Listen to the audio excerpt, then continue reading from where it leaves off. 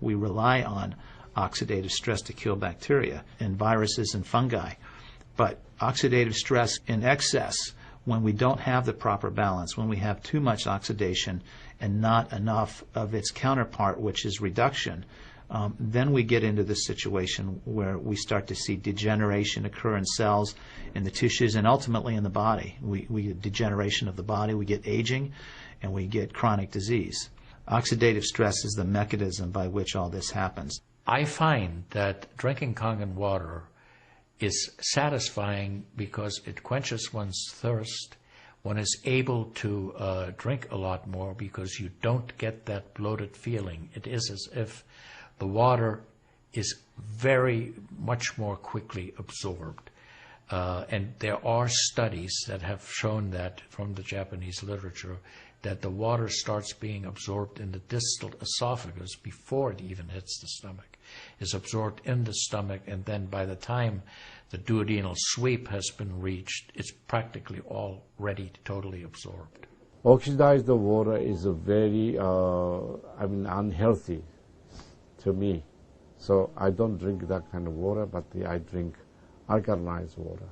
New York water, they say, the best water, but it still contains the chlorine. Why did they put the chlorine in?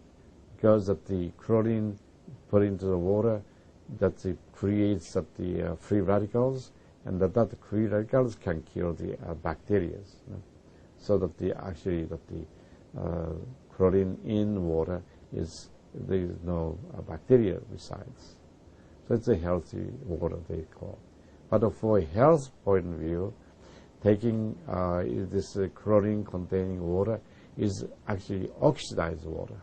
When I found out that the Kangen water machine makes 7 types of water, I started exploring the high end, the 11.5, and the 2.5 end of that water. And on my exploration, found out that the 2.5 water is bactericidal, and I am using it in my practice to help with bleeding. I use it to sanitize the mouth before I start working on the patients. I have used it in periodontal disease, and I've actually seen reversals of people's periodontal conditions. The teeth will actually tighten up with the use of the 2.5 water. The Japanese have done a tremendous amount of work on using ionized water for wound care. There's a lot published in the Japanese literature and also now in American literature about using pH 2.5 water for bactericidal purposes. Staph aureus, for example, cannot survive in 2.5 pH water. The kill ratios are dramatic for this, and so it stands to reason that this would be beneficial for contaminated wounds or even infected wounds. The Japanese, for example, treat diabetic ulcers with ionized water with a low pH and find that to be extremely successful.